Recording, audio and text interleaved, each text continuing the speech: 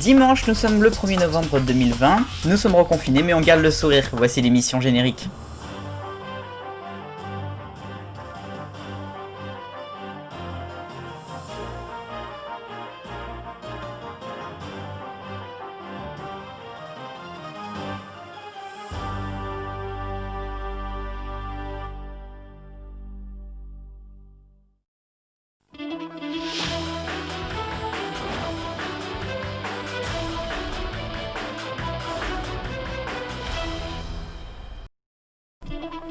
Allez, mon énorme point cette semaine passe avant tout et on va débuter le TV 168 là-dessus. Je veux parler de Télécable Sat qui a fêté ses 30 ans dans un magazine spécial cette semaine consacré aux émissions préférées des Français. Un sondage exclusif avec Ipsos Sophrasteria.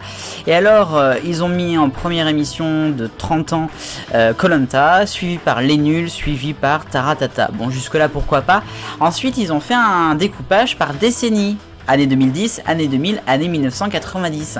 Et c'est là que ça se corse. Vous avez mis Qui veut gagner des millions, première émission des années 90. Qui veut gagner des millions a été lancé en juillet 2000. Donc oui, officiellement, ça a été lancé dans les années 1990, puisque 2000 n'est pas dans les années 2000. C'est compliqué, mais c'est comme ça. Mais quelle honte journalistique télévisuelle, quelle honte pour l'histoire de la télévision de mettre Qui veut gagner des millions numéro 1 des années 90. L'émission a toujours vécu dans les années 2000, a eu son heure de gloire à ce moment-là, et pour 6 mois près, vous la mettez première des années 90, mais c'est une honte, Télécable Sat, c'est une honte, c'est une grosse honte. Et puis bon, après, vous avez même pas mis le Club Dorothée dans les années 90, parce que ça a été lancé en 87, oh là là là là.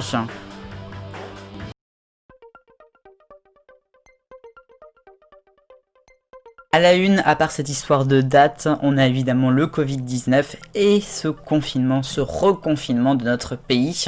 C'est la deuxième fois que la France est donc confinée en 2020 et ça va durer des semaines, voire des mois. On ne veut pas être pessimiste, mais évidemment, on va tous se soutenir.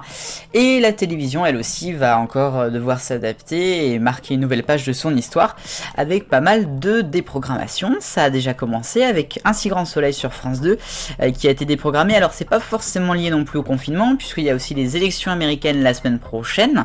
On imagine que ça devrait revenir après. En tout cas, les tournages de tous les feuilletons continuent, mais jusqu'à quand ? Voilà, c'est une question qui se pose.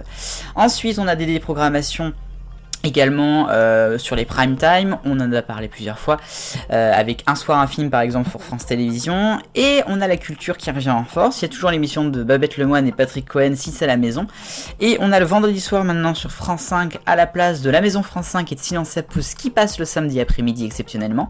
On a une émission culturelle, enfin une programmation culturelle au spectacle chez soi, qui va proposer donc du théâtre ou de l'opéra. Enfin, sur France 5 toujours, C'est à vous, arrête les dîners, et oui, il n'y a plus de restaurant, donc il n'y a plus de dîner à C'est à vous. On ne sait pas exactement comment ils vont s'organiser pour, par exemple, C'est à vous la suite, mais bon, c'est comme ça.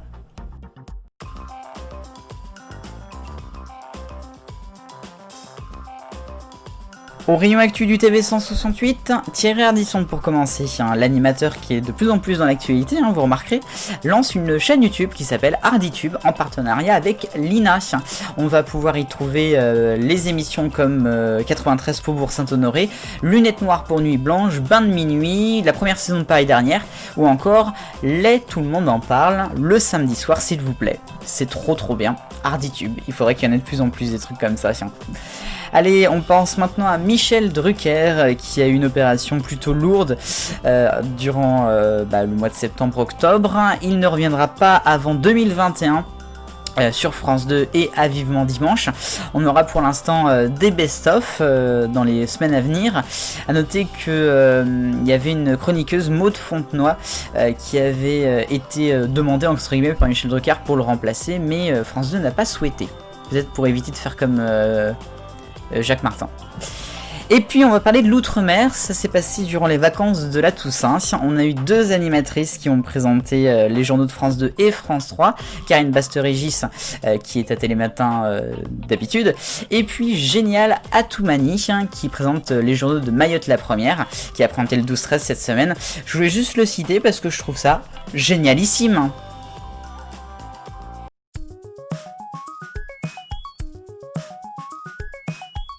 L'arc-en-ciel des audiences, et on commence en rouge avec Touche pas à mon poste qui était sous le million mardi soir avec 900 000 téléspectateurs.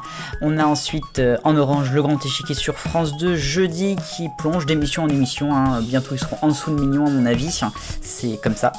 Mercredi on avait en jaune sur France 3 la carte au trésor qui bon c'est stable, 1 900 000, c'est moyen on va dire. Pour le vert et pour les bonnes nouvelles, Objectif Top Chef vendredi soir, plus de 2 millions de téléspectateurs, c'est un record qui est pulvérisé par rapport à la veille.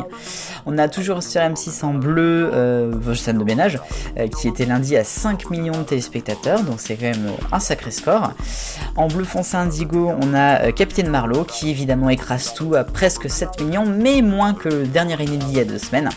Et puis le violet a bien évidemment l'allocution présidentielle du président mercredi.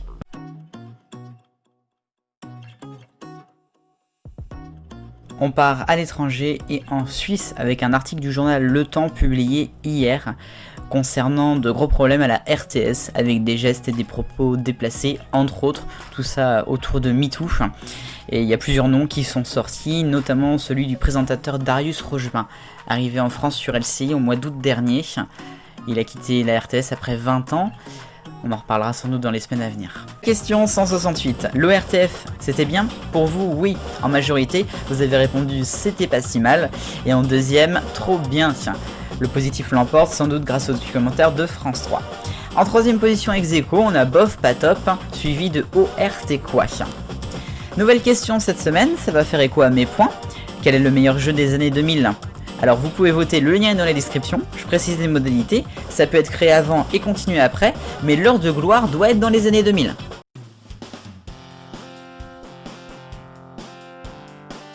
Méga agenda avec une grosse journée lundi, sur M6 à 10h05 l'arrivée de l'émission d'RTL Ça peut vous arriver avec Julien Courbet, à 10h35 sur France 2 Un mot peut en cacher un autre autour du jeu avec Laurence Boccolini, l'après-midi les téléfilms de Noël seront là sur TF1 et M6, et sur TF1 à 18h30, Ici tout commence, la nouvelle série. Mardi sur France Télévisions, France 2 et France Info, les soirées électorales des USA, et puis samedi sur France 2, Boyarland spécial Halloween. Et ainsi va la télévision confinée en ce 1er novembre de l'an 2020. Il ne reste plus que 2 mois avant la fin de l'année. J'espère que l'on va continuer à garder le sourire. Allez, courage à tous. Vive le bonheur, on est tous des millions de copains et à très vite, salut.